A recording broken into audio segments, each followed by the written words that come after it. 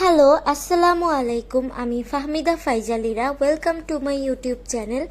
আশা করি আপনারা সকলেই ভালো আছেন। আমিও আলহামদুলিল্লাহ অনেক ভালো আছি।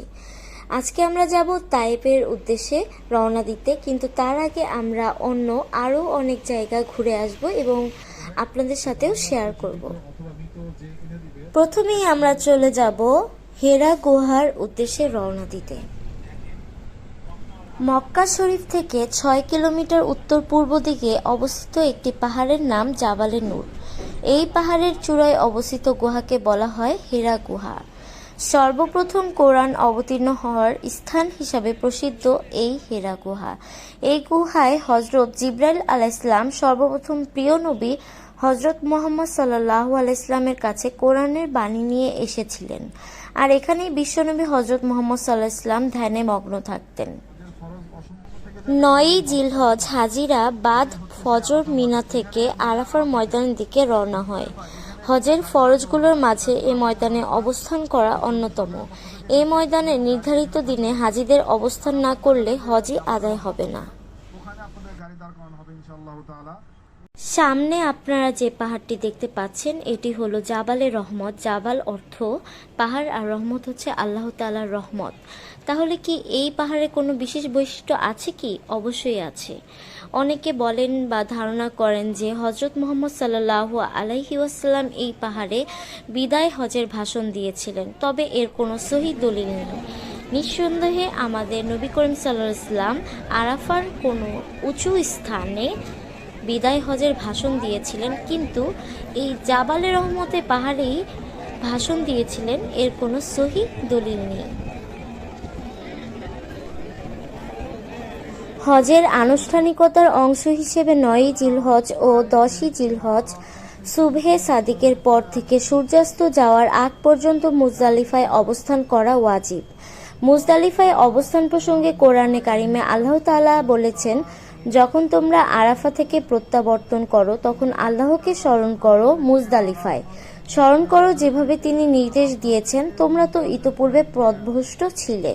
সূরা বাকারা ১৯৮। এখন আপনারা পাহাড়ের উপরে ছোট্ট যে মিনারটি দেখতে পাচ্ছেন, এখানে হজরত ইব্রাহিম আলাইহিসসালাম আল্লাহর নির্দেশে তার পুত্র ইসমাইল আলাইহিসসালামকে কোরবানি দিয়েছিলেন এই স্থানে। একটা বামে মাঝে একটা শেষে একটা রাউন্ড করা যে আছে, রাউন্ড করা যে বিল্ডিংটা রাউন্ড করা, রাউন্ড গোল রাউন্ড করা আছে না?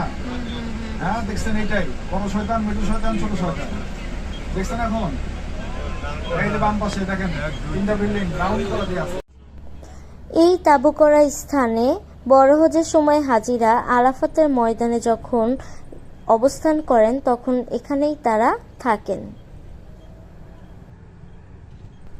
এখানে ঘোরাঘুরি শেষ করে এখন আমরা হোটেলের দিকে যাচ্ছি এবং হোটেলের দিকে যেয়ে ওখান থেকে আমরা আবার যাব তায়েফের উদ্দেশ্যে রওনা দিতে।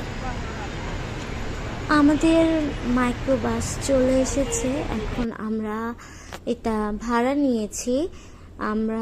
এটা কিন্তু আমাদের প্যাকেজের মধ্যে ইনক্লুড না যে তায়েফে আমাদেরকে ঘোরাবে। এটা হচ্ছে আমাদের নিজেদের মতো করে আমরা ঘুরতে গিয়েছি। এখানে আমাদের পার পারসন খরচ হয়েছে ৭০ রিয়াল করে।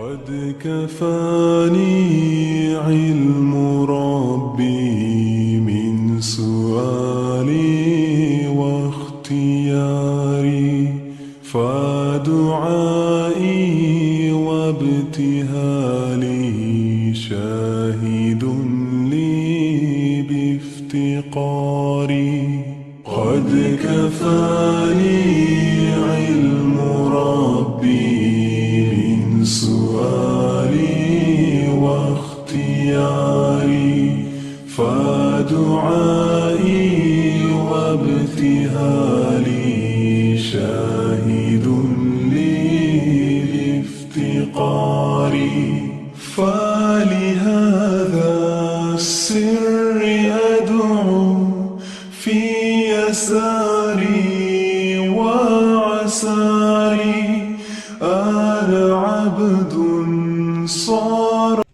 আমরা এইমাত্র এসে পৌঁছালাম তায়েফ শহরের সামনে। যে গেটটি দেখতে পাচ্ছেন এটা হলো হজরত মুহাম্মদ সাল্লাল্লাহু আলাইহি ইসলামের চাচাতো ভাই আব্দুল্লাহ আল আব্বাসের নামে গেটটি করা হয়েছে।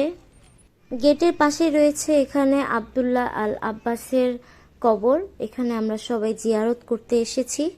এখানে এসে আমরা সবাই তো ফ্রুটস কিনলাম, যে যার মতো ফ্রুটস কিনে এখন আবার রওনা দিব অন্য কোথাও। দেখা যাক কোথায় যাই। এখন আমরা এখান থেকে যাব তায়েফের ময়দানে। এই সেই তায়েফের ময়দান যেখানে আমার নবী করিম সাল্লাল্লাহু আলাইহি ইসলামের স্মৃতি বিজড়িত রয়েছে। এখানে দুষ্টু বালকরা নবী করিম সাল্লাল্লাহু আলাইহি ইসলামের গায়ে পাথর নিক্ষেপ করেছে, তার গা রক্তাক্ত করেছে। এতই রক্তাক্ত করেছে যে তার পা মুবারক বেয়ে দুই জুতা রক্তে লাল হয়ে গিয়েছে। কাফেররা চেয়েছিল নবী করিম সাল্লাল্লাহু আলাইহি ইসলাম অজুরত অবস্থায় তারা এই পাহাড়ের চূড়ায় থেকে বড় দুটি পাথর নিক্ষেপ করে তাকে মেরে ফেলবেন, কিন্তু আল্লাহ তাআলার হুকুমে পাথর দুটি মাঝখানে এসে থেমে যায় এবং আল্লাহ তাআলার হুকুমেই আমার নবী করিম সাল্লাল্লাহু আলাইহি ইসলামের জীবন হেফাজত হয়। পরবর্তীতে আমরা তায়েফে মিকাত কারনুল মানাজিল মসজিদে চলে আসি। এখান থেকে আমরা ওমরার উদ্দেশ্যে ইহরাম বেঁধে কাবার দিকে রওনা হব। মসজিদটি খুবই সুন্দর ছিল। পাশে ছিল অনেক সুন্দর পাহাড়, মানে চোখ দুটি একদম শীতল হয়ে যাওয়ার মতো। তারপর আমরা এখান থেকে 2 রাকাত নামাজ পড়ে ইহরাম বেঁধে নিই এবং আমরা রওনা দেই।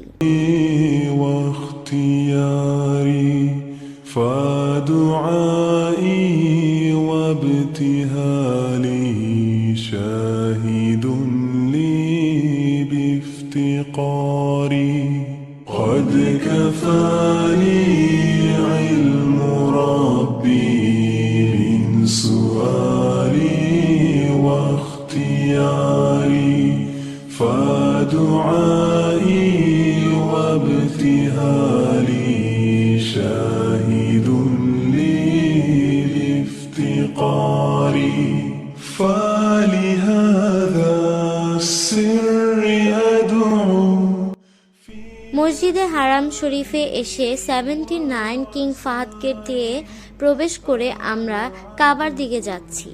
صار فقري ضمن فقري واضطراري قد كفاني علم ربي কাবার চারপাশে তাওয়াফ শেষ করে আমরা এখন ওমরার জন্য সাফা মারওয়াতে 7 বার পাক দিব। شاهد لي بافتقاري يا إلهي ومليكي أنت تعلم كيف حالي وبما قد حل قلبي আমাদের ওমরার তাওয়াফ এবং সাফা মারওয়াতে 7 পাক শেষ করে আমরা এখানে 2 রাকাত নামাজ পড়ে তারপরে এখন মাগরিবের নামাজের জন্য অপেক্ষা করছি কাবার সামনে।